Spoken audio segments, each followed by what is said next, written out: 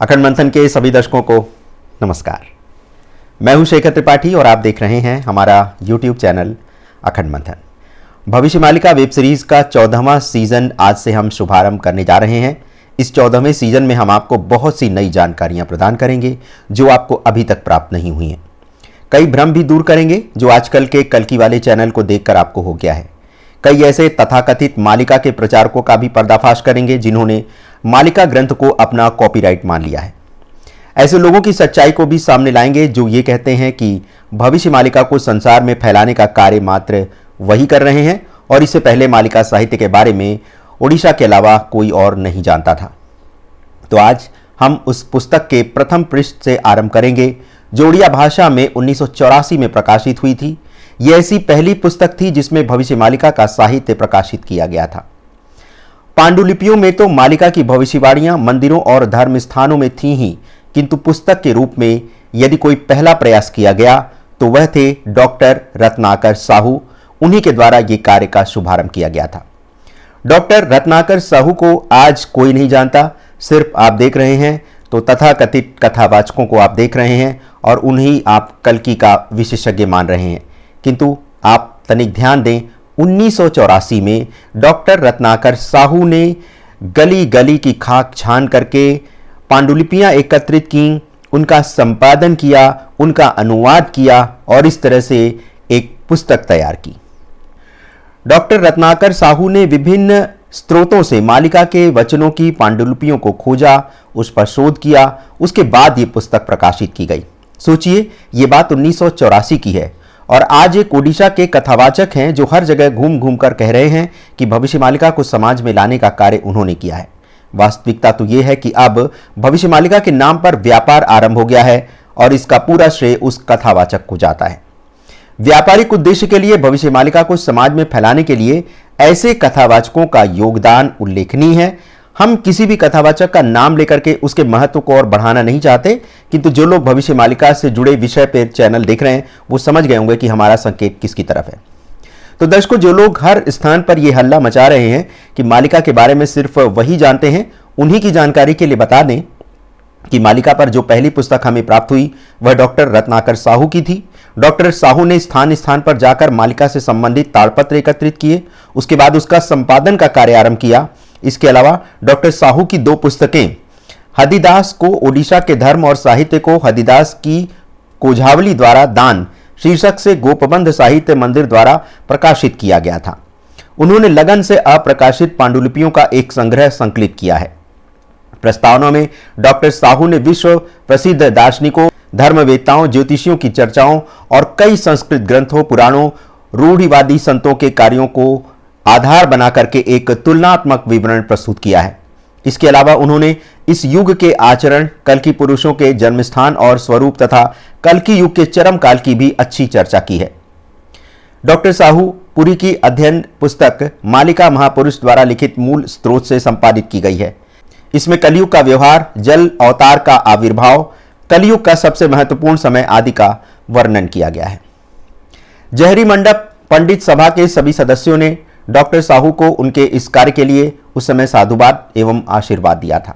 आप स्क्रीन पर देख सकते हैं, इस पुस्तक के प्रथम पृष्ठ पर इन सभी लोगों ने डॉक्टर रत्नाकर का आभार व्यक्त किया है कि उन्होंने मालिका साहित्य को जन जन तक पहुंचाने का सराहनीय प्रयास किया है।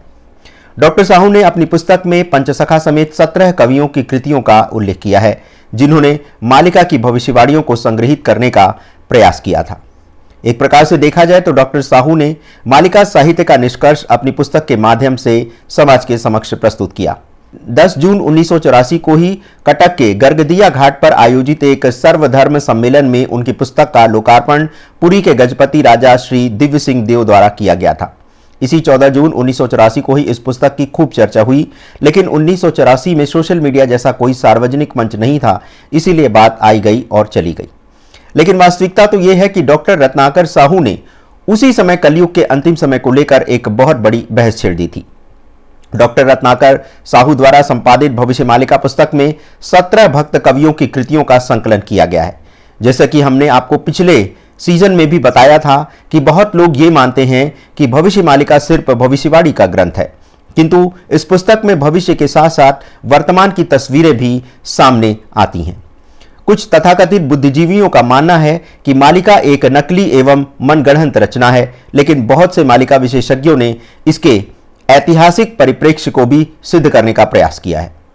यह भी एक प्रश्न उठाया जाता है कि मालिका में साहित्य तत्व हैं या फिर नहीं, किंतु इस बात से इनकार नहीं किया जा सकता कि मालिका में आध्यात्मिक भक्ति के विषय में भी बहुत गूढ़ चर्चा की गई है। चूंकि आध्यात्मिक विषय सामान्य जन द्वारा प्रेरित नहीं है, इसीलिए मालिका के आध्यात्मिक पक्ष की चर्चा सामान्य जनों द्वारा नहीं की गई है। वैसे देखा जाए तो मालिका का निर्माण पंचसखा युग से आरंभ हुआ, किंतु उसमें से जो भविष्यवाणियां की गईं वे अन्य धार्मिक साहित्य का भी हिस्सा बन गईं। श्रीमद् भागवत, महाभारत और अन्य पुराणों और उप पुराणों में भी बहुत कुछ वैसी ही भविष्यवाणियां हैं। ईसाई और मुस्लिम धर्मों में नवसृजन, जल प्रलय और महापुरुषों के आविर्भाव के बारे में बहुत सारी जानकारियां दी गई हैं। संस्कृत काल्पी पुराण, गरुड़ पुराण, देवी भागवत और महानिर्वाण पुराण में कई संदर्भ मिलते हैं। यहां तक कि बौद्ध समुदाय के मंजूश्री, मुदकल्प, बौद्ध जसातक और जैन हरिसुन पुराणों में भी कई भविष्यवाणियों का उल्लेख किया गया है। मालिका शब्द संस्कृत के शब्द माल्या से बना है। मालिका एक प्रकार से वैसी माला है जिसमें विभिन्न कवियों की भविष्यवाणियों को समाहित करके एक माला रूपी ग्रंथ का निर्माण किया गया है। जैसे फूलों या मालाओं को पुष्पमाला में गुच्छित किया जाता है, पुष्पांजलि में भविष्य के शब्दों को व्यवस्थित और वर्णित किया गया है। मालिका में कविता और गीतों के माध्यम से जन साधारण की भाषा में संगीतमय अभिव्यक्ति दी गई है, जो कि सहज और आकर्षक लगती है। इसमें श्री दारू जगन्नाथ के विभिन्न अवतारों के बारे में भी बात की गई है। जब हम मालिका साहित्य की गंभीरता से पड़ताल कर रहे थे तो ज्ञात हुआ कि इसमें भगवान जगन्नाथ के विभिन्न युग में विभिन्न अवतारों की भी व्याख्या की गई है। प्रत्येक युग काल में श्री जगन्नाथ अपने पंचसखाओं के साथ प्रकट हुए हैं और उन्होंने लीला की है। मालिका के माध्यम से उड़ीसा के राजाओं की भी वंशावली देखने को मिलती है। इसी के साथ साथ उस युग से संबंधित अनेक घटनाएं भी आमजन के सामने होती हुई दिखाई पड़ती हैं।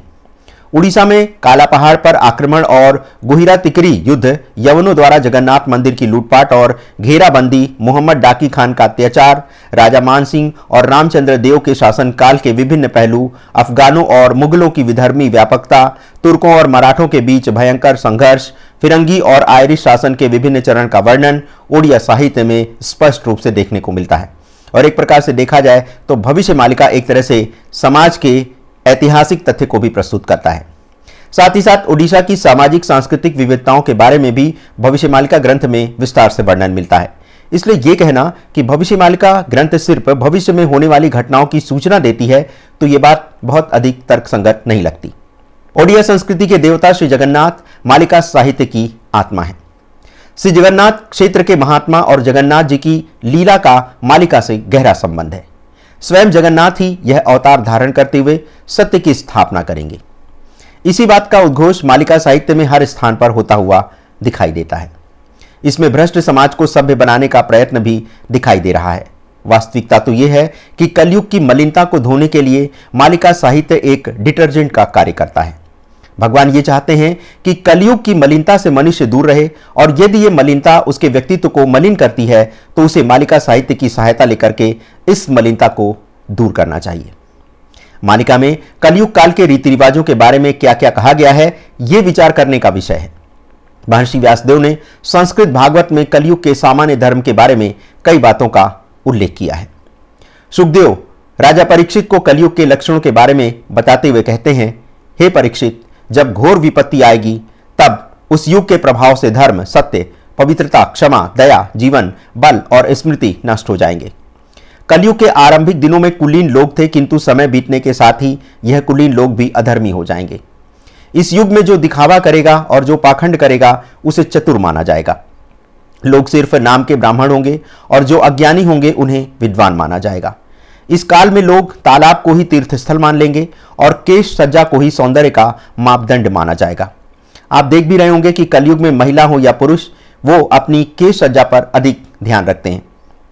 ब्राह्मण, क्षत्रिय, वैश्य और शूद्र में जो भी अधिक शक्तिशाली होगा वही शासन करेगा। लोग गरीबी में दिन बिताएंगे एवं कलयुग में मनुष्य सबसे अधिक प्राकृतिक घटनाओं के कारण दुखी रहेगा।